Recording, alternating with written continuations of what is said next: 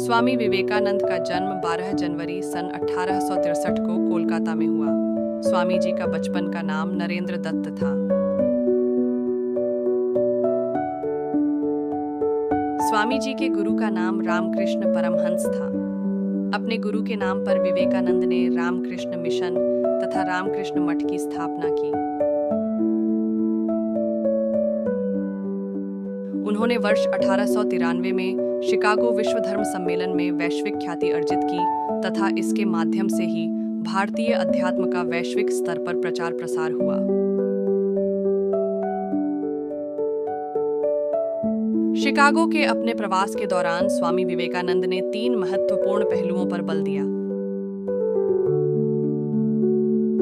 पहला, उन्होंने कहा कि भारतीय परंपरा न केवल सहिष्णुता बल्कि सभी धर्मों को सत्य के रूप में स्वीकार करने में विश्वास रखती है।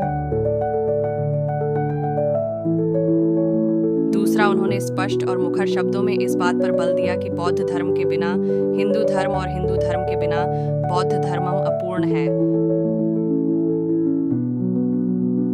तीसरा, यदि कोई व्यक्ति केवल अपने धर्म के अनन्य अस्तित्व और दूसरों के धर्म के विनाश का स्वप्न रखता है तो मैं हृदय की अतल गहराइयों से उसे दया भाव से देखता हूँ और उसे इंगित करता हूँ कि विरोध के बावजूद प्रत्येक धर्म के झंडे पर जल्द ही संघर्ष के बदले सहयोग, विनाश के बदले सम्मिलन और मतभेद के बजाय सद्भाव व शांति का संदेश लिखा होगा। निधन। मात्र 39 वर्ष की उम्र में 4 जुलाई 1902 को उनका निधन हो गया। स्वामी विवेकानंद जी के विचार। शक्ति जीवन है, निर्बलता मृत्यु है, विस्तार जीवन है, संकुचन मृत्यु है, प्रेम जीवन है, द्वेष मृत्यु है।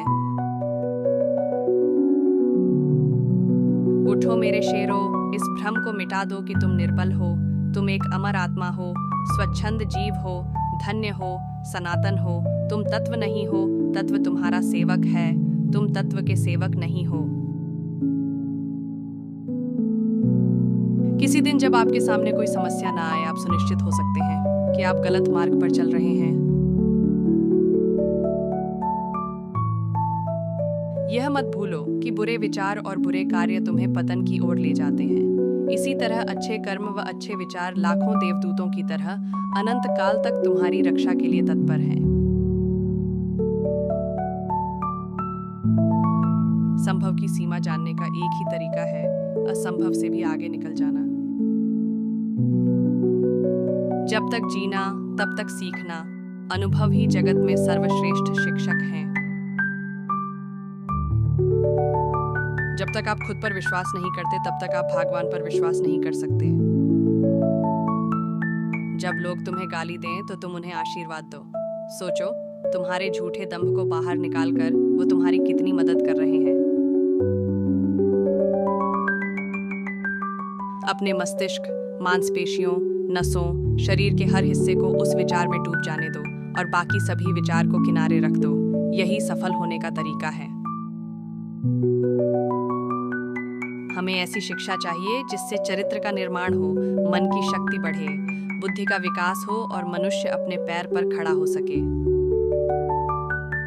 किसी चीज से डरो मत, तुम अद्भुत काम करोगे। यह निर्भयता ही है जो क्षण भर में परम आनंद लाती है।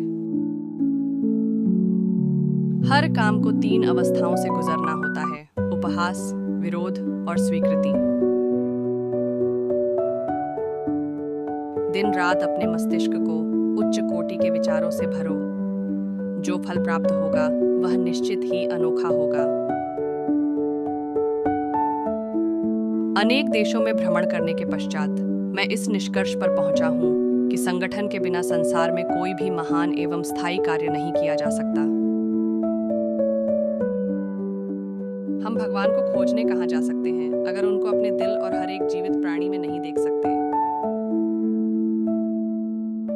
अगर धन दूसरों की भलाई करने में मदद करे तो इसका कुछ मूल्य है, अन्यथा ये सिर्फ बुराई का एक ढेर है और इससे जितना जल्दी छुटकारा मिल जाए उतना बेहतर है। Thanks for watching.